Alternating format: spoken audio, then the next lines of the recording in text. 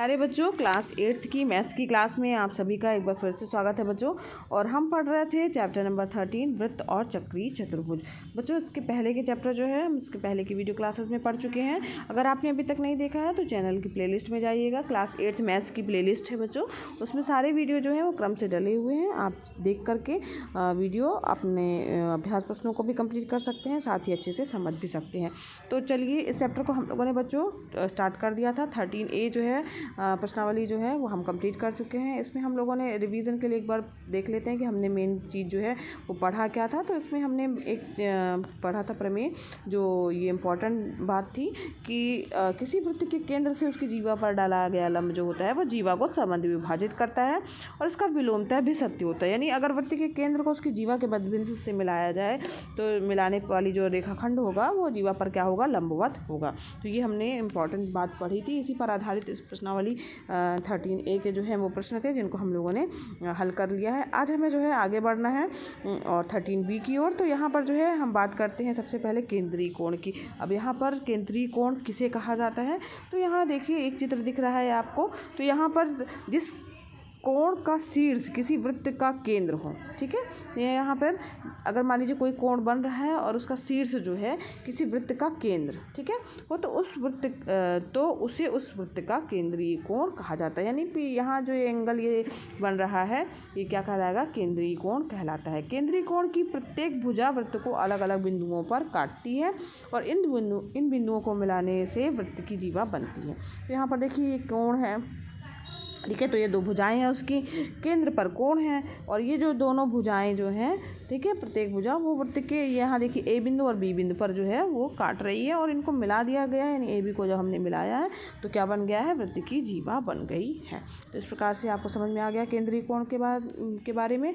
अब यहाँ पर जो प्रमेय है वो ये है कि वृत्त की समान जीवाएँ जो हैं वो केंद्र पर समान कोण अंतरित करती हैं। अगर समान जीवाएँ रहेंगी तो क्या करेंगी, केंद्र पर समान कोण अंतरित करेंगे। इसके लिए जो है अब इसे सिद्ध करने के लिए जो है कई ऐसे बनाए गए हैं, रेखाखंड खींच दिए गए हैं, ठीक है, और यहाँ पर देखिए 3 अलग अलग जो है उसमें बनाए गए हैं। तो इसमें से निष्कर्ष क्या निकल के आया कि समान जीवाएं जो हैं केंद्र पर समान कोण अंतरित करती हैं, उन कोण का मान जो है वो बराबर आता है, ठीक है। इस तरीके से इसका निष्कर्ष निकल के आया।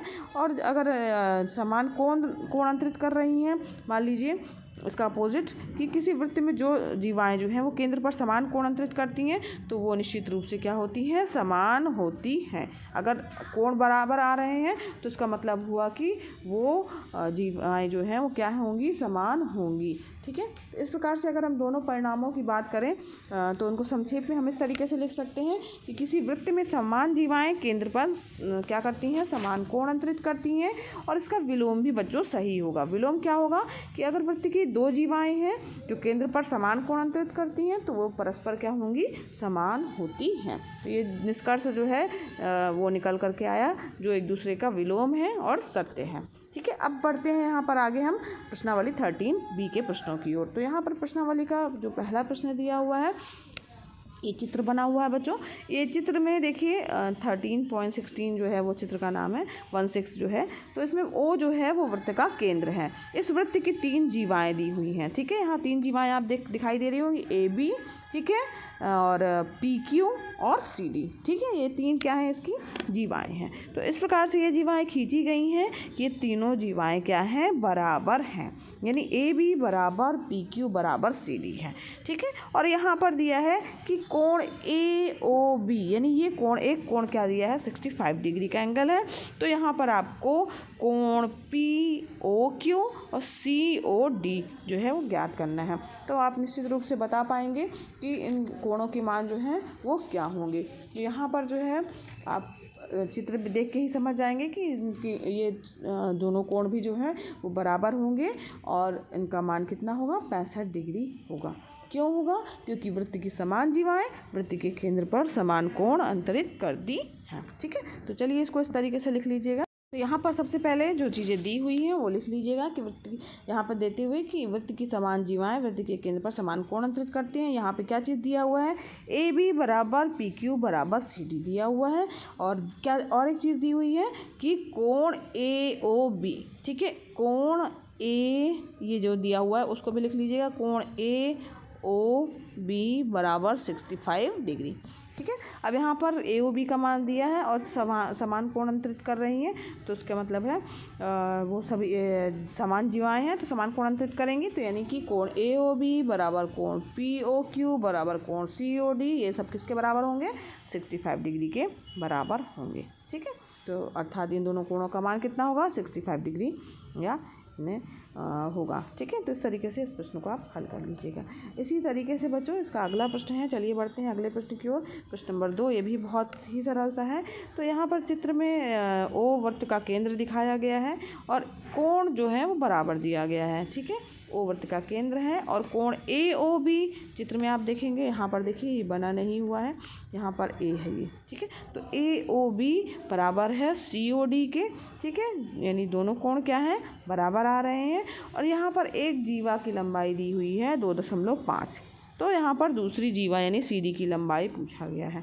तो निश्चित रूप से ये भी बच्चों आप बता पाएंगे देख के ही चित्र कि ये भी कितनी होगी? 2.5 होगी। क्यों होगी?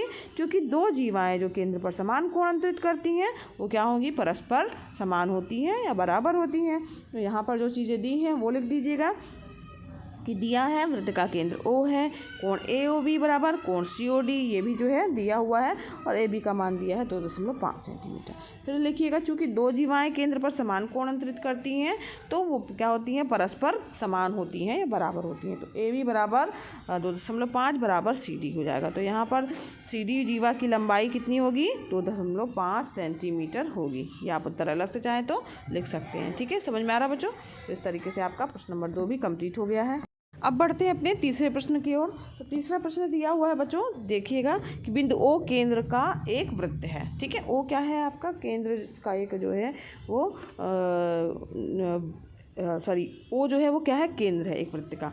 ठीक, तो अब वृत्त के अंतर्गत एक बना हुआ है चतुर्भुज जो कि है वर्ग ए बी सी डी। चित्र आप देख रहे होंगे, देख के ही आपको समझ में आ रहा होगा कि ये वर्गाकार आकृति है जो कि ए बी सी डी है। तो वर्ग की भुजा जो है वृत्त के केंद्र पर कितने अंश का कोण जो है वो अंतरित करती है, ये आपको ज्ञात करना है।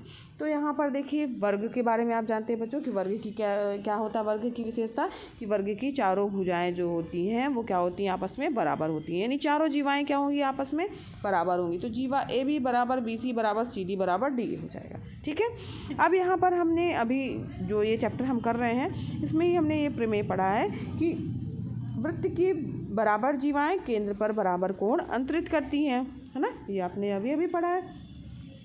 अब यहाँ पर बराबर कोण अंतरित करेंगी, यानी प्रत्येक जीवा के द्वारा केंद्र पर जो कोण बनेगा वो भी क्या होगा? समान होगा। यानी चारों जीवाओं के द्वारा, यहाँ चित्र में ध्यान दीजिए ज़रा, ये देखिए, यानी ये कोण, ये कोण, ये कोण, ये कोण, ये सारे कोण क्या होंगे? आपस में बराबर होंगे। ठीक है, यहाँ पर चारों कोणों की बात हो रही है और आपको पता है कि केंद्र पर अगर कोण बन रहे हैं तो पूरा अगर केंद्रीय कोण की बात की जाए तो कितने डिग्री का एंगल बनता है? 360 डिग्री का जो है वो कोण बनता है। तो केंद्र पर बने सभी कोणों का योग कितना होता है बच्चों? 360 अंश होता है। अगर केंद्र की बात की जाए तो केंद्र पे बने सभी कोणों का मान कितना होता है? 360 अंश होता है। ठीक है, तो यहाँ पर चूँकि 4 जीवाएं हैं, 4 कोण बनेंगे, तो प्रत्येक जीवा के द्वारा यानी वर्ग की भुजा के द्वारा केंद्र पर बना कोण कितना हो जाएगा? 360/4, है ना? समझ में आ रहा है? अब ये 4 से कट जाएगा, 4 9 ये 36, 90 यानी 90 अंश का कोण जो है वो अंतरित हो जाएगा। अब आप इसका उत्तर आ गया कि वर्ग की भुजा जो है वृत्त के केंद्र पर 90 अंश का कोण अंतरित करती है। ठीक है, समझ में आ गया किस तरीके से आया? तो इस तरीके से बच्चों ये प्रश्न जो है आपका कंप्लीट हो गया।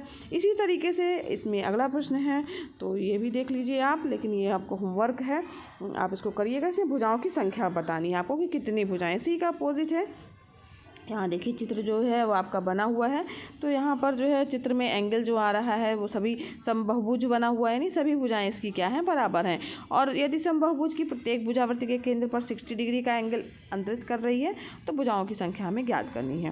तो प्रत्येक भुजा जो है वृत्त की क्या कहलाएगी? इसमें चित्र के अनुसार उसकी जीवा कहलाएगी। और प्रत्येक जीवा जो है वो केंद्र पर कितने डिग्री का कोण अंतरित कर रही है? 60 डिग्री का कोण जो है वो अंतरित कर रही है।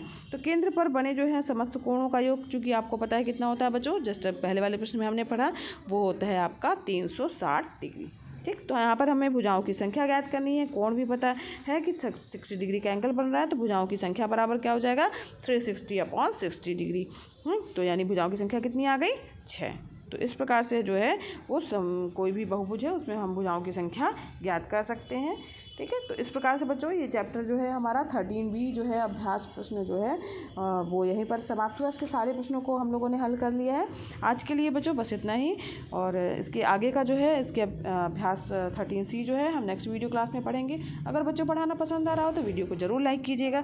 चैनल पर नए हैं तो चैनल को सब्सक्राइब कीजिए। साथ ही बच्चों बेल आइकन भी प्रेस कीजिएगा ताकि आपको नई वीडियो का नोटिफिकेशन सबसे पहले मिले। बच्चों ये वीडियो क्लासेस एकदम फ्री है, तो आप भी लाभ लीजिए, अपने फ्रेंड्स को भी शेयर कीजिए ताकि वो भी इसका लाभ ले सके। धन्यवाद बच्चों, मिलते हैं नेक्स्ट वीडियो क्लास में।